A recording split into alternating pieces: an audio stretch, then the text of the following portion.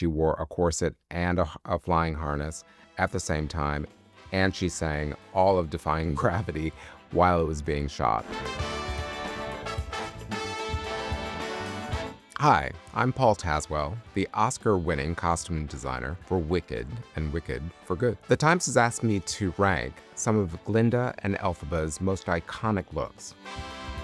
So this is Glinda in the dress that she wears when she's gifted the bubble. What you see here is an amalgam of inspiration. First off, it is the silhouette of the dress that Billy Burke wore in The Wizard of Oz in the 1939 film. And then it is the, nods to the coloration of the original Wicked on Broadway. We established Glinda in the pink dress originally, so that is what she then elevates to. Incorporates all of the ideas of the spiral and ideas of the butterfly wings in her sleeves, and then also the voluminous multi-layered skirt. All of it sparkling and painted so that it has this iridescent quality. They were willing to wear corsets all the way through. That became a defining kind of part of their silhouette, was that they were corseted. It had a very refined storybook quality because of the perfection of their silhouettes. 3. It's tricky, but I'm gonna say 3. So this is Elphaba when we pick up with Wicked for Good. It is her power Wicked Witch of the West look. It is an upcycle of the trench coat that we've seen her in Wicked Part 1. Waxed linen, all of the pin tucks and detailing. It references tree bark and those things that are organic. And, then with the pointed hat, the wide brim, the broom, all of it together, and the cape, all of it together create this iconic image of a witch. I can attest to the fact that she wore a corset and a flying harness at the same time, and she sang all of Defying Gravity while it was being shot. This, I would have to say, I would rank as number 1. This is my favorite costume in Wicked for Good.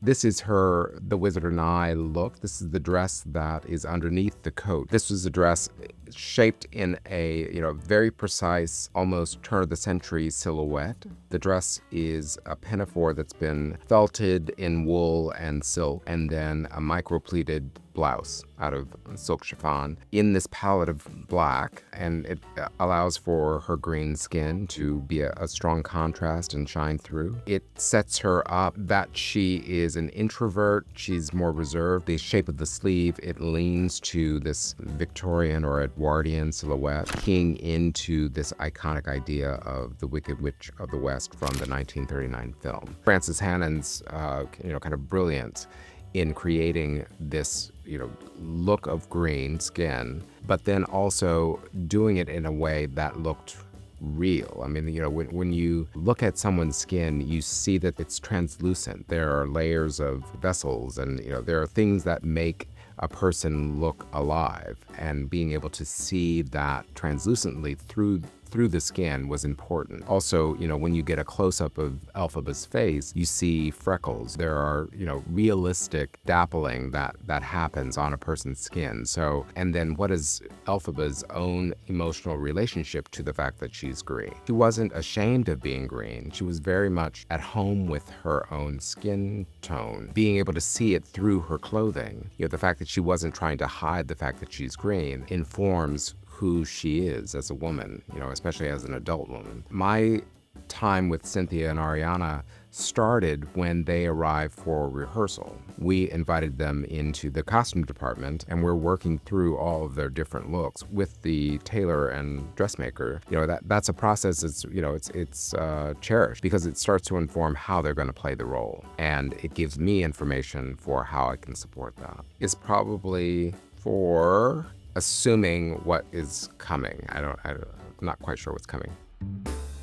This is the wedding dress that Glinda wears in Wicked for Good. First time that we see it is as an underdress. She is in her apartments at Emerald City. She's visited by Elphaba, and it establishes the two of them, kind of coming together after a long period of being separated.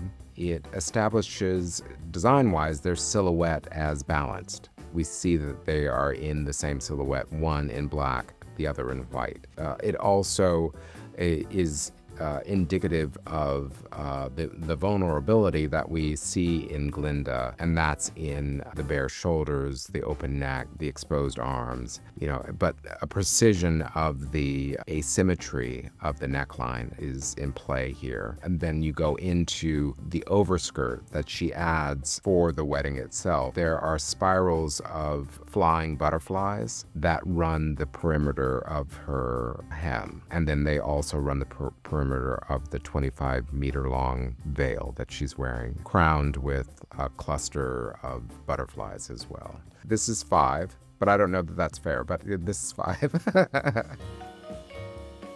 This is Elphaba and Glinda, the first time that they meet the wizard. So this is at the very end of Wicked, part 1. This is Elphaba's dress. It's her best dress. You see the surface of her dress is micropleated chiffon. It is inspired by the underside of mushrooms.